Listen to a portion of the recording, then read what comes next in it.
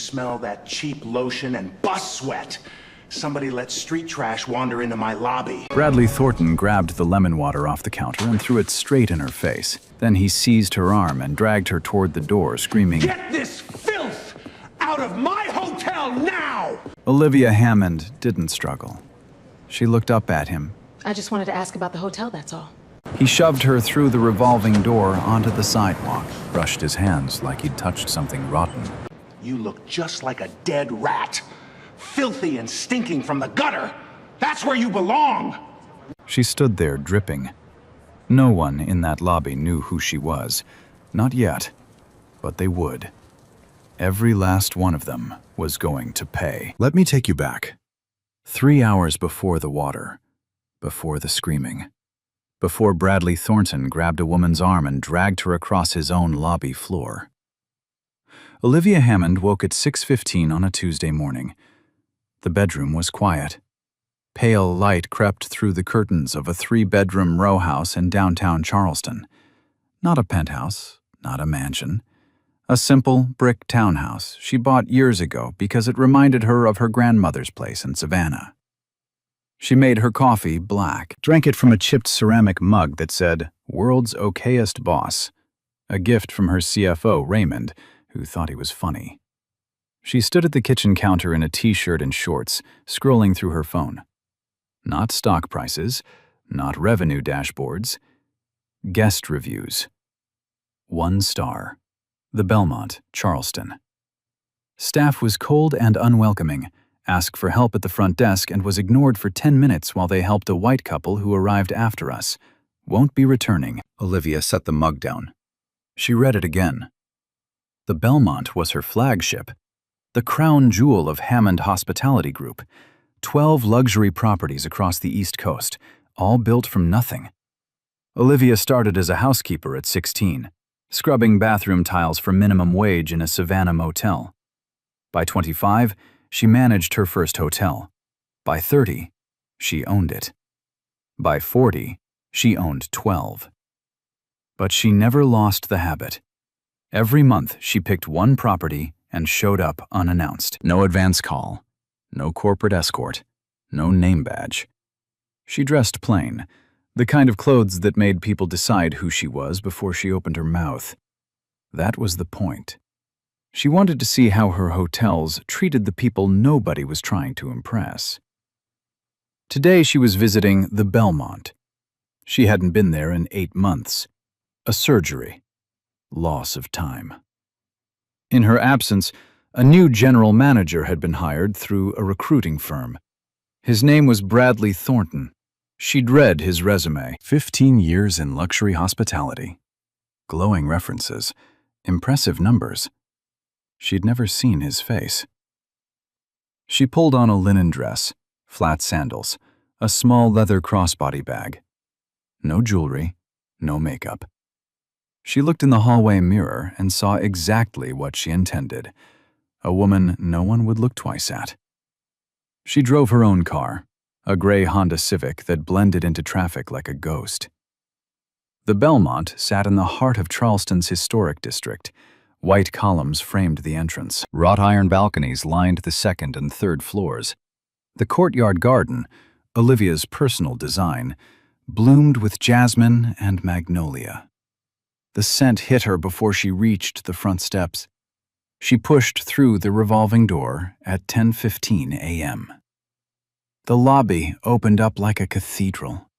Marble floors polished to a mirror finish. A center table with a towering arrangement of white lilies, her signature choice.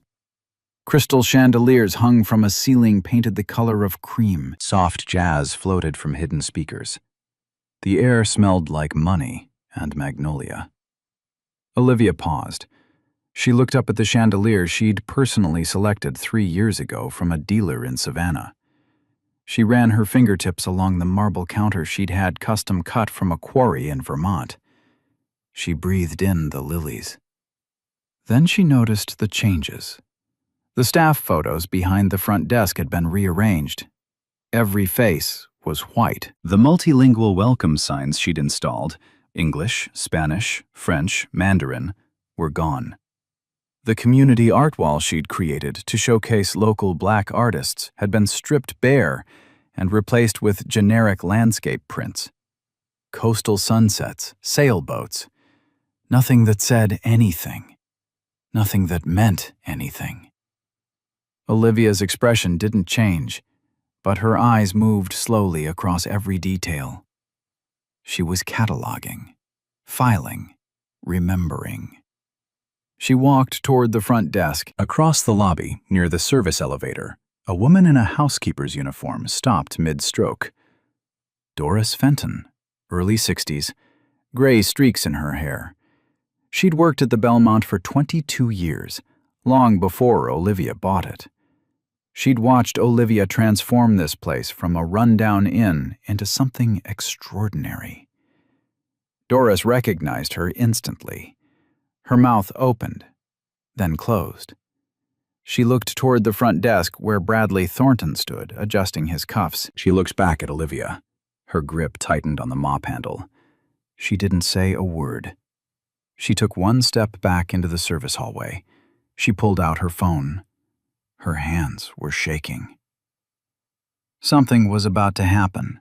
Doris could feel it, the way you feel thunder before you hear it. A low vibration in the floor, a change in the pressure of the air. The lobby smelled like lilies and money, but underneath, something else was building. Something that smelled like a storm. Olivia approached the front desk with the same unhurried pace she used for everything. Calm, measured. Like a woman who had learned long ago that the world would try to rush her, and she'd decided, no. Megan Collier was on duty. Late 20s, blonde hair pinned tight, a smile that switched on and off like a desk lamp depending on who was standing in front of her. She was laughing with a white couple checking in. Warm, bright, effortless. "Oh, absolutely, Mr. and Mrs. Whitfield. Let me upgrade you to the Harbor Suite. Complimentary champagne is already on its way up." The couple smiled. Megan smiled. Everyone smiled. Olivia waited. The couple left. Megan's eyes drifted to Olivia. The smile didn't just fade, it evaporated. Her gaze started at Olivia's sandals and climbed slowly. The linen dress, the crossbody bag, the bare wrists, the braids. By the time Megan's eyes reached Olivia's face, her expression had already made its decision. "Can I help you?" The pause before help carried the weight of 100 assumptions. "Yes," Olivia said. "I'd like to speak with the general manager. I have some concerns about the property." Megan blinked. "Concerns?" "About staffing, and some changes I've noticed." Megan tilted her head, the kind of tilt that says, "I'm being patient with you." She picked up the internal phone, cupped her hand over the receiver, and whispered, just loud enough for Olivia to hear, "There's a woman out here who doesn't really look like one of our guests. She's asking about the property, staffing concerns or something. You might want to come out." She hung up, turned back to Olivia with a smile that was all teeth and no warmth. "He'll be right with you, ma'am." Ma'am. The word landed like a door closing. Olivia waited. She stood at the counter and watched the lobby move around her. A bellhop rushed past with monogrammed luggage. A white businessman in a tailored suit was escorted to the elevator by a smiling concierge. A family with 3 kids checked in and was offered a welcome basket with chocolate and wine. Nobody offered Olivia anything. Nobody looked at her. She was standing at the center of a room designed to make people feel welcome, and she had never felt more invisible. 3 minutes passed. Then the office door opened. Bradley Thornton walked out like he owned the air in the room. Mid-50s, silver hair swept back, polo shirt tucked into pressed chinos, a Rolex that caught the chandelier light with every gesture. He moved the way certain men move, chest first, chin up, eyes already judging before his mouth said a word. He looked at Olivia. The assessment took less than 2 seconds. His upper lip shifted, just barely, just enough. The same look a man gives a stain on his shoe. "What do you need?" Not a question, a dismissal shaped like one. "I'd like to discuss this property," Olivia said. "I've noticed some changes to the decor, the staffing, the welcome materials. I have some questions." Bradley's eyes narrowed. "Questions? About my hotel?" His hotel. Olivia noted the word, filed it. "Are you a guest here?" "Not exactly." "Do you have a reservation?" "No." "Then I'm not sure what you think you're doing in my lobby." He crossed his arms. His Rolex caught the light again. "We get people wandering in off the street all the time. Tourist season. They see the columns and the chandeliers, and they think it's a public building. It's not." "I understand that," Olivia said, "but I'd still like to—" "Let me stop you right there." Bradley stepped closer. His voice dropped, but it was the kind of drop that's meant to be heard, a performance of control. "Look around this lobby. Look at the guests sitting in that lounge. Look at the staff. Now look at yourself." He paused, let his eyes drag down her body once more. Sandals, linen, no watch, no ring. "You don't fit here. I don't know if you're confused or lost or just trying to get out of the heat, but this hotel has a standard, a reputation, and part of my job is protecting that." "Protecting it from what?" Olivia asked. Her voice was steady, quiet, almost gentle.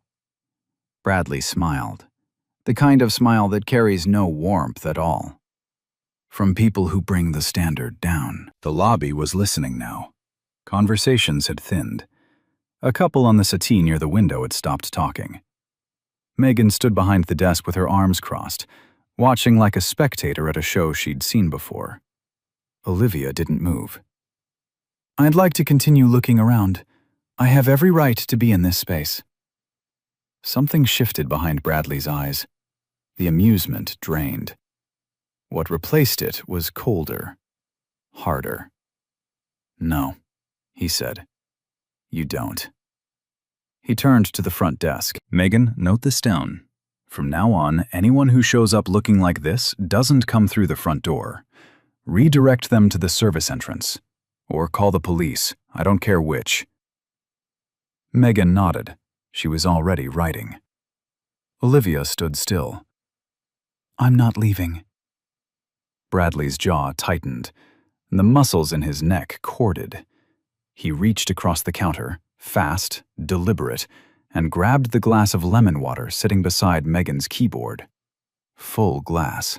Ice cubes floating, condensation running down the side. He turned and threw it directly into Olivia's face. The water hit like a slap. Ice cracked against her forehead. Lemon water flooded her eyes, her nose, her mouth. It ran down her braids in cold streams, soaking the collar of her dress, pooling in the hollow of her throat. The cubes bounced off her shoulders and shattered on the marble floor, sharp little sounds in the enormous silence. The lobby froze. 30 people. Not one moved. A child sitting on his mother's lap near the fountain pointed.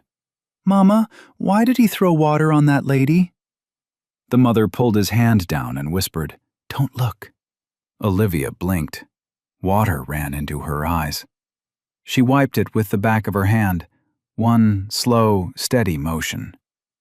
She looked at Bradley. Her face was absolutely still. No anger, no tears, nothing he could use.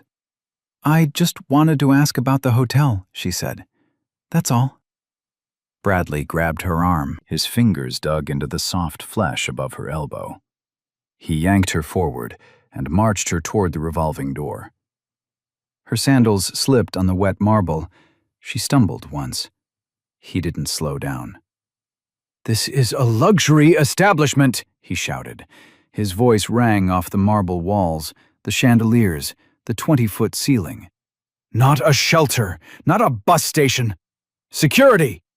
Calvin, get this filth out of my hotel, now!"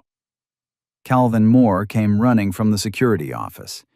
Big man, crew cut. He saw Bradley gripping Olivia's arm. He saw the water dripping from her face. He saw the entire lobby watching in frozen silence. He hesitated. "Sir, maybe we should just—" "I said now, Calvin."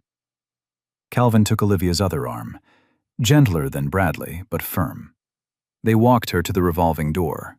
Bradley pushed it. The glass spun. Warm Charleston air rushed in. Olivia was shoved through onto the sidewalk. She stumbled on the stone steps, caught herself, stood straight. Bradley stood in the doorframe. He brushed his hands on his pants, slowly, deliberately, like he'd touched something diseased. "You look just like a dead rat," he said, "filthy and stinking from the gutter. That's where you belong." He turned to Megan, who stood behind him in the lobby holding her phone. "Call the police if she steps 1 foot back inside." The revolving door spun shut. The glass reflected the chandelier, the lilies, the marble, and Olivia's face on the other side, still dripping. The doorman stood 3 feet away. He stared at the ground. A bellhop loading luggage into a black sedan for a white family glanced at Olivia, then looked away like she was something he wasn't supposed to see. Olivia stood on the sidewalk. The Charleston sun pressed down on her shoulders. Lemon water dried sticky on her skin. The jasmine from the courtyard garden drifted through the air. The garden she'd designed herself, with her own sketches, planted with her own money. She stood in front of a building she owned. A building she'd bought when it was rotting. A building she'd rebuilt from the foundation up. And a man she'd never met had just thrown water in her face and called her a dead rat. 5 seconds. She gave herself 5 seconds. Then she reached into her crossbody bag, pulled out her phone, and dialed. "Raymond, get the lawyers, get the board, pull every second of security footage from the Belmont.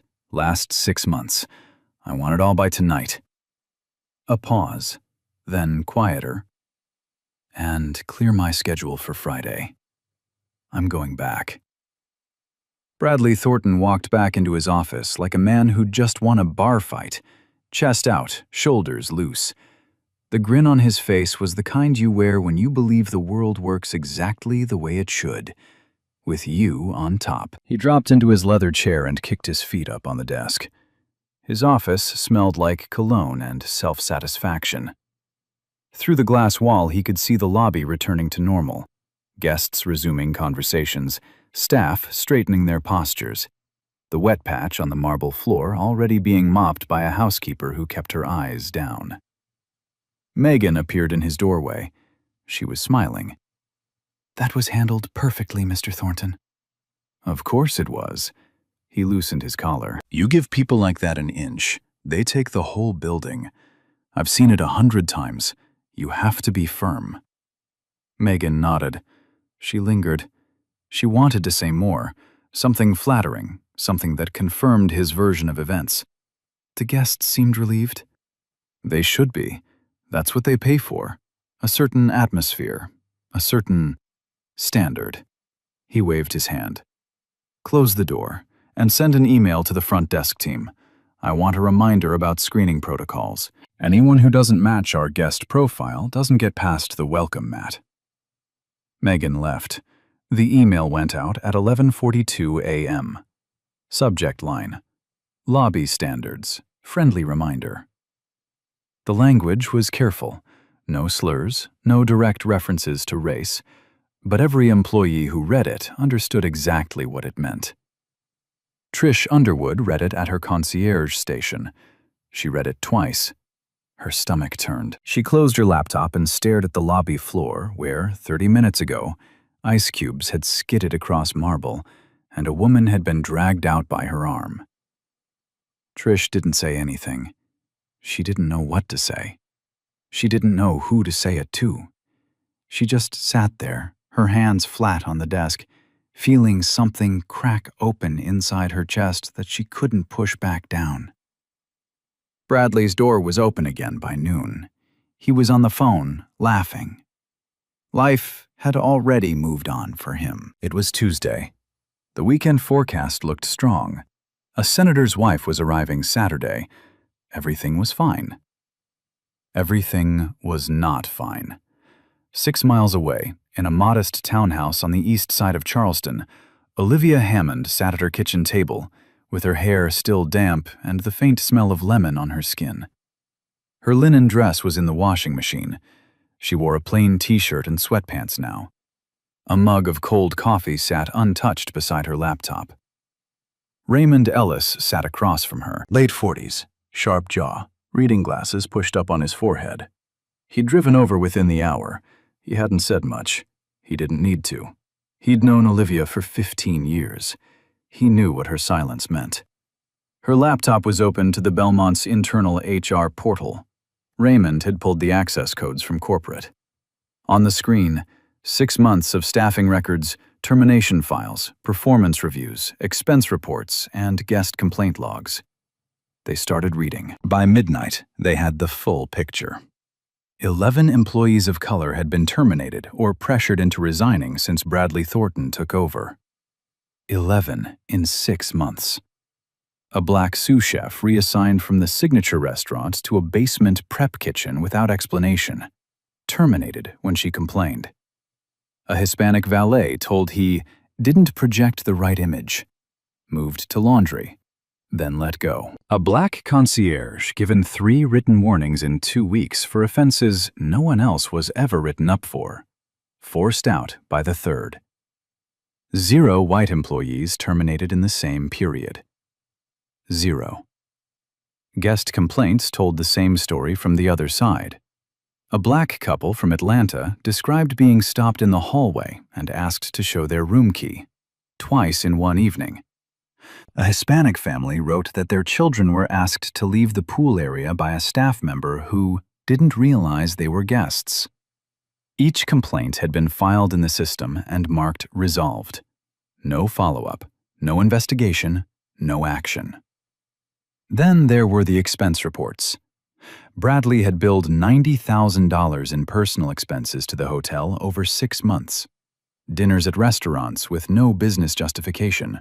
A country club membership, golf outings, a weekend at a spa resort in Hilton Head charged as a leadership retreat for one person. Raymond took off his glasses and rubbed his eyes. It's worse than I thought. Olivia didn't answer. She was watching something else, security footage. She'd pulled up the lobby camera feed from the past 3 months. She watched on fast forward, and the pattern was unmistakable. Guests of color were approached within seconds of entering the lobby, asked for ID, asked for reservation confirmations, asked if they needed directions. White guests walked straight to the desk and were greeted with champagne. Then she pulled up Tuesday's footage, her own footage. She watched herself walk into the lobby, watched herself pause at the chandelier, watched Megan's smile disappear. Watched Bradley walk out from his office, watched the conversation she couldn't hear on the silent footage, but didn't need to. His body language said everything. The lean, the crossed arms, the slow scan of her body, then the water. She watched the glass leave his hand, watched it hit her face, watched the ice scatter across the floor like broken teeth, watched him grab her arm. Watched herself stumble on the wet marble. Watched the revolving door spin. She watched it all the way through. At 11 p.m. on Wednesday, Raymond's phone buzzed. An email from the Hammond Hospitality corporate address. Sender, Trish Underwood. Subject line, I can't stay silent anymore. 3 pages, single-spaced. Trish described everything. The firings she'd witnessed, the screening protocols, the comments Bradley made behind closed doors. These people drag down the brand. Once you let one in, more follow. This hotel was built for a certain class of guest, and I intend to keep it that way. She described the Tuesday incident in detail. The water, the dragging, the words. She described the email Bradley sent afterward. She described the silence of every person in that lobby, including herself. The last paragraph read, "I don't know if this email will reach anyone who cares, but I saw what happened on Tuesday, and I can't pretend it was normal. It wasn't normal. It was one of the worst things I've ever watched happen to another person. And I stood there and did nothing. I'm doing something now." Raymond forwarded it to Olivia with one line, "We have a second witness." Olivia closed her laptop. She sat in the dark kitchen for a long time. The refrigerator hummed. The street outside was quiet. A cat knocked over a trash can lid somewhere down the block, a distant metallic clatter. Thursday. Doris Fenton called. Raymond answered. The voice on the other end was steady, but tight. The voice of a woman who had been holding something for a very long time and was finally letting go. "She was here Tuesday. I saw everything. He threw water in her face and dragged her out like an animal. I've been keeping a notebook for 6 months. Every incident, every comment, every name. I have 22 years in this building, and I have never seen anything like what that man has done to this place." Raymond recorded the call. Doris agreed to provide her notebook. She agreed to testify if it came to that. Thursday night, Olivia assembled her team. Raymond Ellis, 2 attorneys from corporate counsel, an HR director, and a private security firm, not hotel security. Outside, independent security. She chose her outfit, not the linen dress.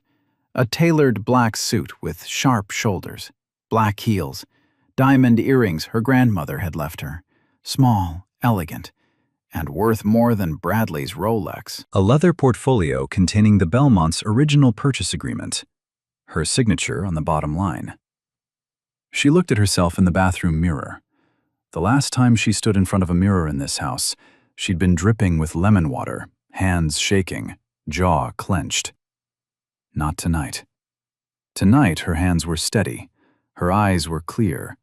Her face carried the expression of a woman who had built an empire from a mop and a bucket, and was about to remind someone exactly what that meant. Raymond made 2 calls.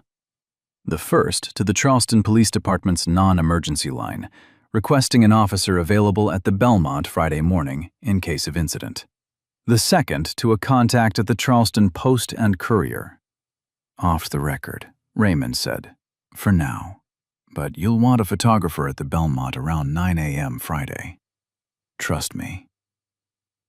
Friday, 8:45 a.m. The Belmont lobby hummed with its usual morning rhythm, fresh lilies on the center table, jazz drifting from the speakers. The marble floor polished to a mirror finish. Bellhops moved luggage on brass carts. The espresso machine behind the lounge bar hissed and steamed. Bradley Thornton was in his office early. Fresh shirt, pressed slacks. He was reviewing the weekend occupancy forecast. 94% booked. The senator's wife arriving Saturday. A corporate retreat group on Sunday. He'd ordered fresh flowers for the VIP suite himself. He was humming. Megan was at the front desk, sorting check-in packets. Trish sat at the concierge station. Her hands were folded in her lap. She hadn't slept well in 3 days. Her eyes kept drifting to the spot on the marble floor where the ice cubes had scattered on Tuesday. Doris Fenton was near the service elevator. Same spot as Tuesday. Same mop, same uniform. But today she wasn't mopping. She was waiting. At exactly 9:15, the revolving door began to spin. Olivia Hammond stepped into the lobby. Black suit, tailored, sharp at the shoulders. Black heels that clicked on the marble with a sound like a clock counting down. Diamond earrings catching the chandelier light, the same chandeliers she'd selected 3 years ago. Her hair was pulled back. Her posture was straight. Her face carried nothing. No anger, no smile, no warmth. Just focus. Raymond Ellis walked at her right. Dark suit, leather briefcase, reading glasses folded in his breast pocket. Behind them, 2 attorneys in charcoal suits. An HR director carrying a banker's box of files. A private security consultant, broad-shouldered, hands clasped in front, eyes scanning the room. 6 people, walking in formation, heels and hard soles echoing across the marble like a drumline. The lobby went quiet, not slowly, instantly. Conversations stopped mid-sentence. A coffee cup paused halfway to someone's lips. A bellhop froze with his hand on a luggage cart. Megan looked up from the front desk. Her customer service smile activated. Automatic. Mechanical. Then it stalled. Her eyes locked on Olivia's face. The recognition hit like a slap.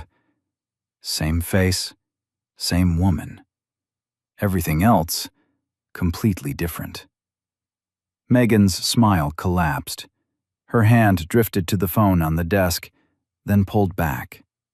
She didn't know who to call. Trish stood up from the concierge station. Her fingers gripped the edge of the desk until her knuckles turned white. She exhaled, long, shaking, like she'd been holding her breath since Tuesday. Doris leaned her mop against the wall, folded her arms across her chest, and for the first time in 6 months, she smiled. A slow, quiet smile. The kind that says, "Finally." Bradley heard the silence.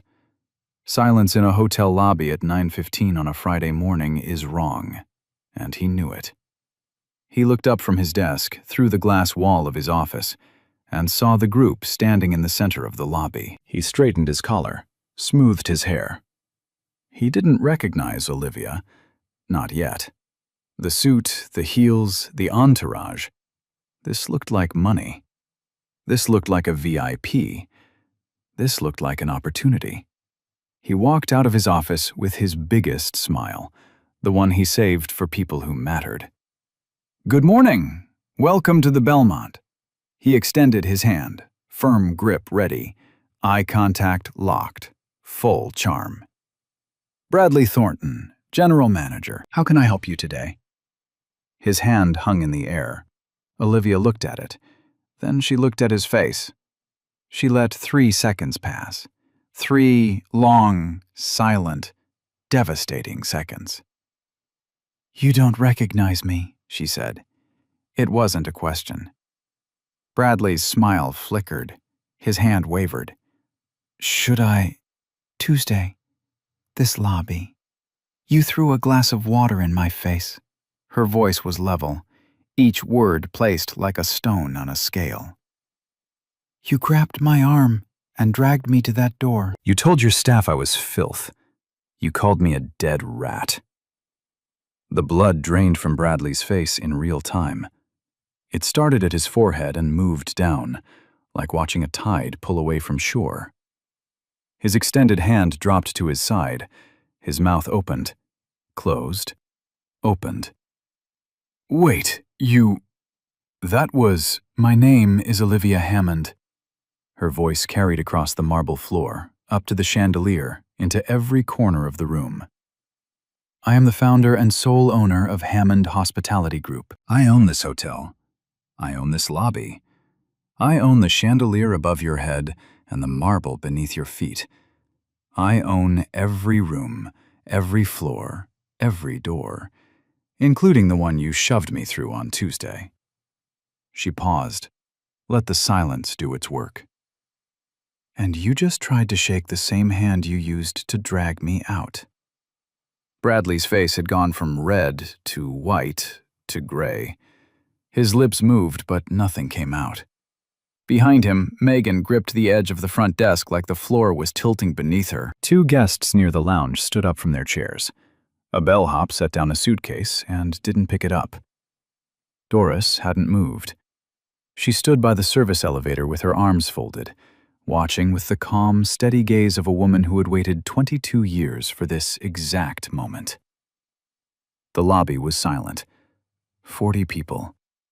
No one breathed. And Bradley Thornton, the man who had controlled every inch of this building for 6 months, who decided who was welcome and who was trash, stood in the center of the room with his mouth open, his hand empty, and absolutely nowhere to go.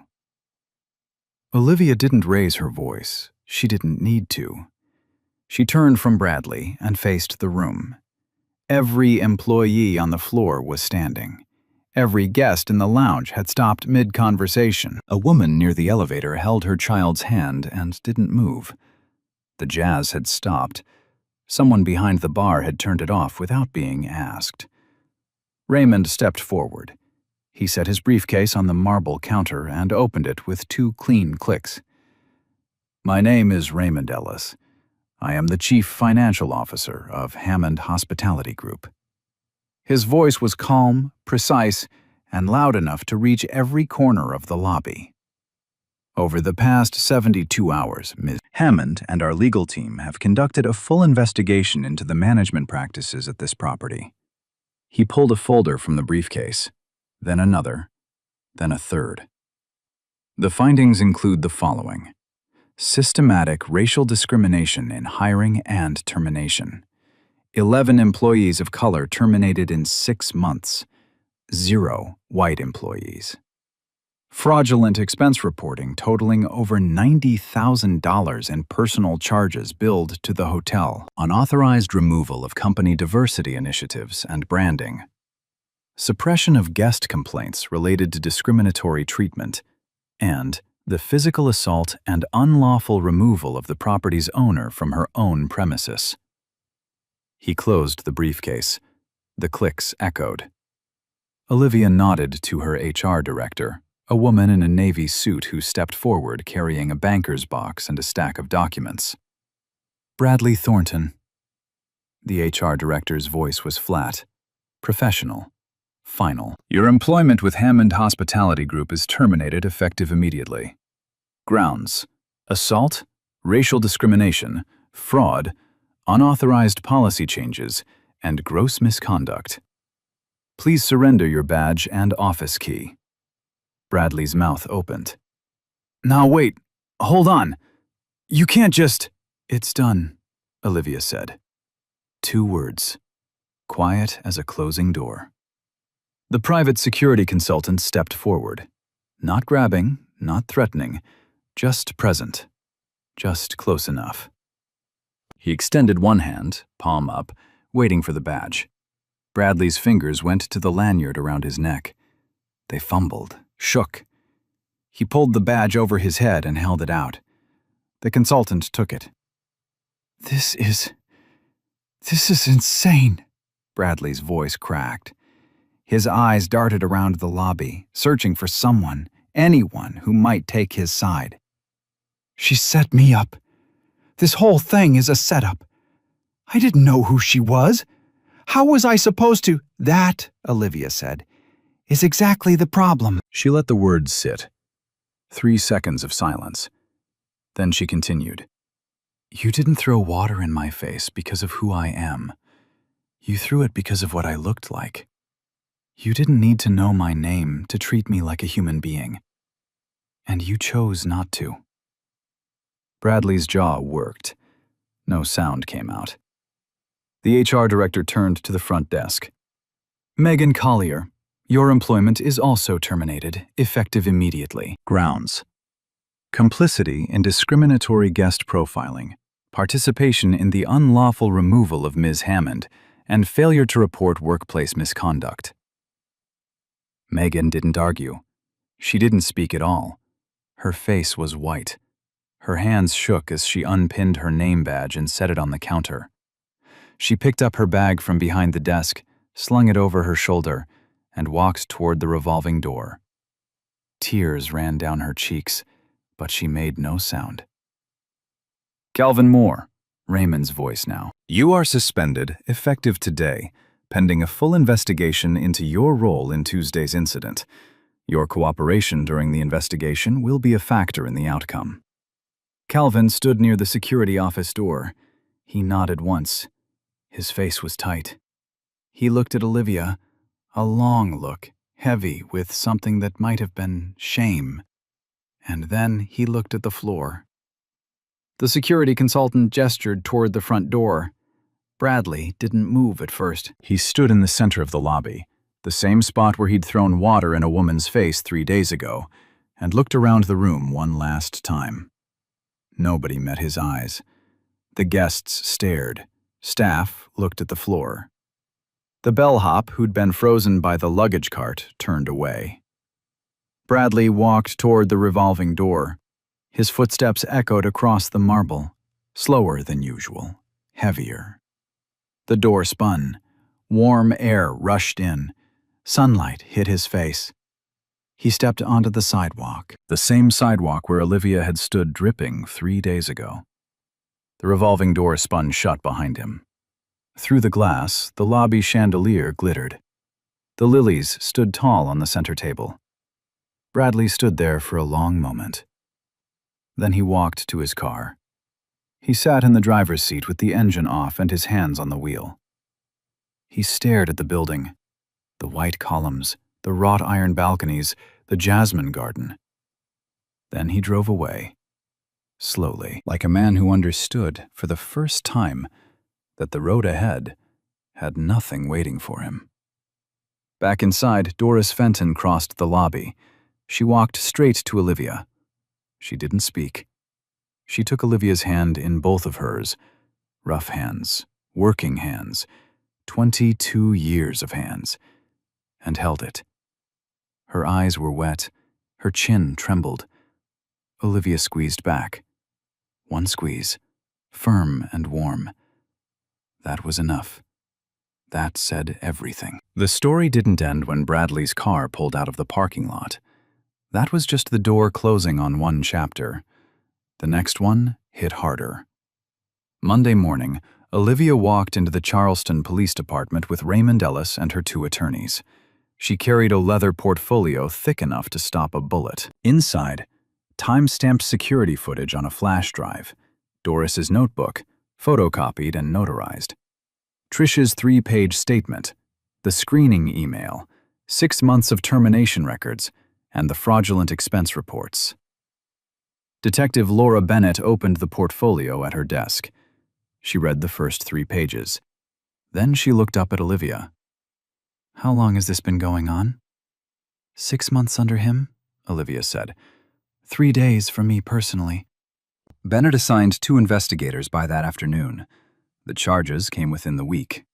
The Charleston city attorney filed criminal complaints against Bradley Thornton on 4 counts: assault for throwing water and physically dragging Olivia, fraud for $90,000 in falsified personal expenses, unlawful discrimination in employment practices, and filing a false trespass claim against the owner of the property.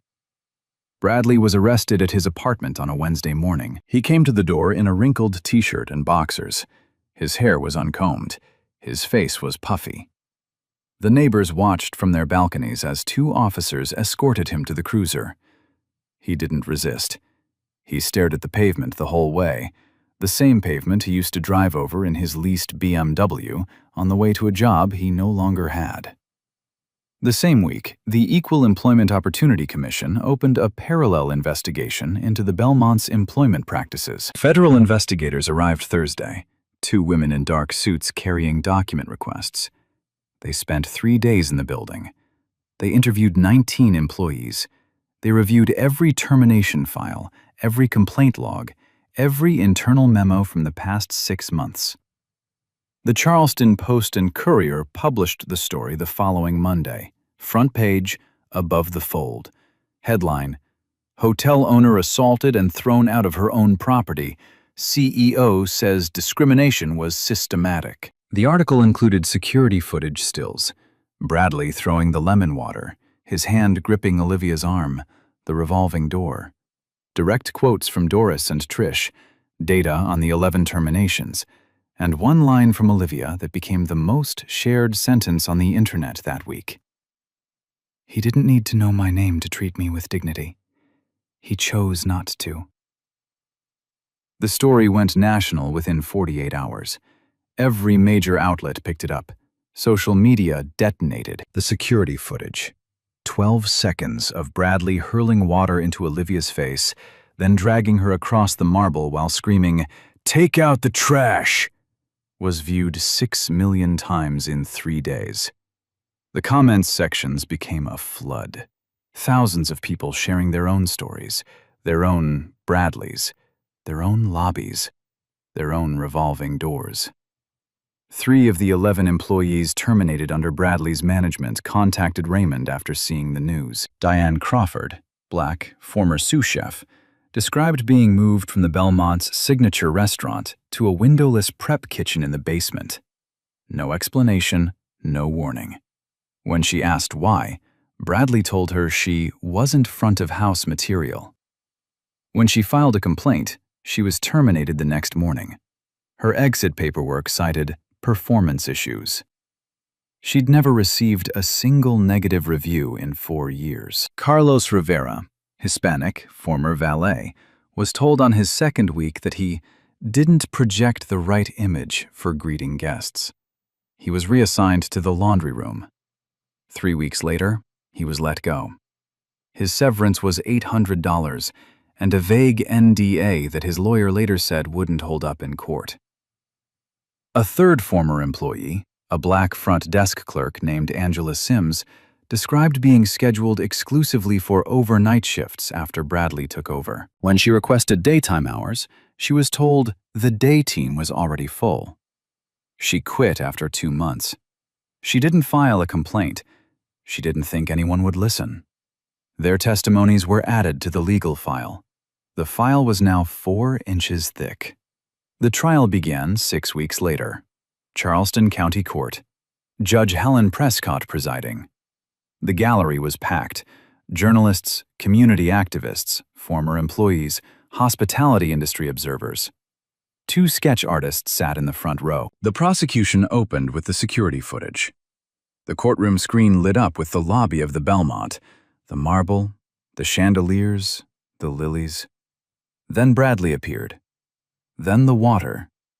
Then the dragging. Then the revolving door. The courtroom was silent. A juror in the second row closed her eyes. A journalist stopped writing. Judge Prescott watched the full clip without expression, then asked to see it a second time. Next came Bradley's screening email, read aloud by the prosecutor. Every coded phrase, every implication. The words hung in the courtroom like smoke. Doris took the stand on the second day. She brought her notebook. 22 years of entries, the last 6 months flagged with yellow tabs. She read selected passages in a voice that was steady, clear, and carried the weight of 2 decades of watching injustice and saying nothing. Until now. Trish testified on the third day. She described the culture of silence, the looks Bradley gave anyone who questioned him, the unwritten rules everyone followed. She described standing behind her concierge desk on Tuesday morning and watching a woman get water thrown in her face, and doing nothing. "Why didn't you intervene?" the prosecutor asked. "Because I was afraid," Trish said. "Because I told myself it wasn't my place. Because it was easier to look at my desk than to look at what was happening in front of me." She paused. "I have to live with that." Diane Crawford and Carlos Rivera both testified. Angela Sims submitted a written statement. Bradley's defense argued he was maintaining property standards and had no knowledge of the owner's identity. His attorney called the ejection a reasonable security decision. Judge Prescott's response during sentencing cut through every excuse like a blade. The law does not condition dignity upon recognition. Ms. Hammond did not need to reveal her name to deserve basic human respect. The defendant did not merely ask a woman to leave. He threw water in her face. He seized her arm. He dragged her across a public space. He called her filth. He called her a dead rat. She paused. These are not security decisions. These are acts of violence rooted in contempt. Sentencing. 14 months in state prison. 3 years supervised probation. Mandatory anti-discrimination training. full restitution of $90,000 in fraudulent expenses, permanent restraining order barring contact with Olivia Hammond and all former Belmont employees who testified. Megan Collier was sued in civil court by Diane Crawford and Carlos Rivera. She settled out of court. Her next employer terminated her within a month of the settlement becoming public. The Belmont underwent a complete management overhaul. New leadership was installed, including 2 internal promotions of staff members of color who had been reassigned to back-of-house roles under Bradley. Hammond Hospitality Group established a company-wide anonymous reporting hotline, annual anti-discrimination audits, and an independent oversight board across all 12 properties. The case became a reference point in hospitality industry training programs nationwide, not because of the verdict, because of the video. Because of the water. Because 6 million people watched a woman stand still while a man tried to wash away her dignity, and she didn't move. 6 months later. The Belmont looked the same from the outside. White columns, wrought iron balconies, jasmine climbing the courtyard walls. The revolving door still caught the morning sun and threw light across the stone steps. But inside, everything had changed. Doris Fenton stood behind a new desk near the lobby entrance. Not a mop station, not a service hallway. A proper desk with a brass nameplate. Doris Fenton, Guest Relations Director. 22 years she'd walked these floors with her head down. 22 years of yes, sir, and right away, and biting her tongue until it bled. Now she greeted every single person who walked through that revolving door, every single one, with the same warm smile and the same 6 words. Welcome to the Belmont. Come in. She still kept a notebook, but the pages looked different now. Guest compliments, staff achievements, birthdays, anniversaries, the kind of things worth remembering. Trish Underwood stood behind the front desk. Front desk manager. The nameplate was new. The woman behind it was newer. She'd rewritten the welcome protocol herself. No profiling, no scanning, no whispered phone calls about who looks like a guest and who doesn't. Every person who approached the desk received the same greeting, the same eye contact, the same champagne offer, the same respect. The multilingual welcome signs were back. English, Spanish, French, Mandarin, mounted on the wall behind the desk in brushed gold frames. The community art wall had been restored and expanded. Local Black artists, local Latino artists, sculptures, paintings, and photographs that said something, that meant something. The generic sailboat prints were in a dumpster behind the loading dock. The staff photos reflected the actual team now. Every face, every shade, every name. The Belmont's online reviews told the rest of the story. 4.8 stars, up from 4.1. Occupancy had increased 12%. Revenue was up 15% in the second quarter. The rooftop bar had a 3-week wait list.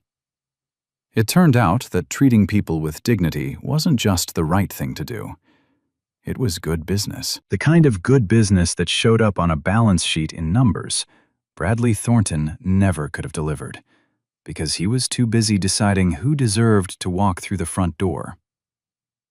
On a Tuesday morning in October, exactly 6 months after the day she was thrown out, Olivia Hammond walked into the Belmont.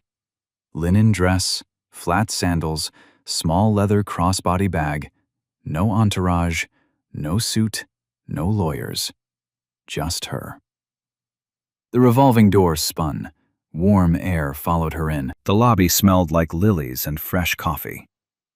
Doris saw her from across the room. Her face broke into a wide, bright smile. "Morning, Miss Hammond." Olivia smiled back. "Morning, Doris." She walked through the lobby, slowly, the way she always did. She paused at the chandelier and looked up.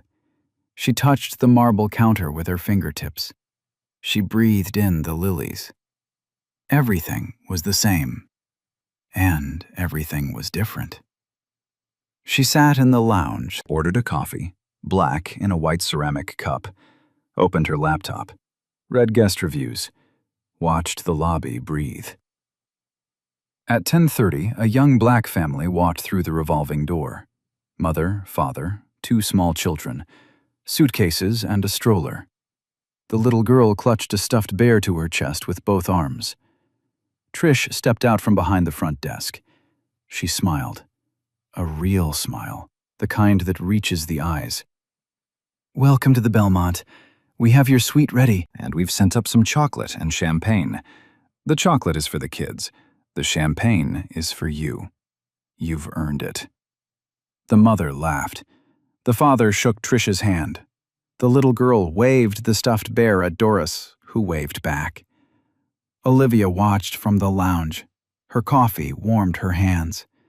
The morning sun came through the tall lobby windows and fell across the marble floor in long, gold rectangles. She didn't need anyone to know who she was. She just needed to know that everyone who walked through that door was treated the way they deserved. So here's what I want to know. If you were standing in that lobby, not as the owner, not as someone with power or a name or a title, just as yourself, and you watched a man throw water in a woman's face and drag her out the door for no reason other than how she looked, would you say something? Or would you look away? Be honest. Drop it in the comments. And if this story hit you, if it made your jaw tighten, or your chest heavy, or your fist close, share it. Send it to someone who needs to hear it. Hit that like button, subscribe, because these stories aren't stopping, not until things change. The Belmont is fictional. Olivia Hammond is fictional. But that revolving door? That's real. People get shoved through it every single day. Out of hotels, restaurants, stores, offices, rooms where they have every right to stand. Olivia built the whole hotel, but she shouldn't have had to own the building just to be treated like a human being. I'll see you in the next one. Stay loud, stay kind, and never let anyone tell you which door you're allowed to walk through.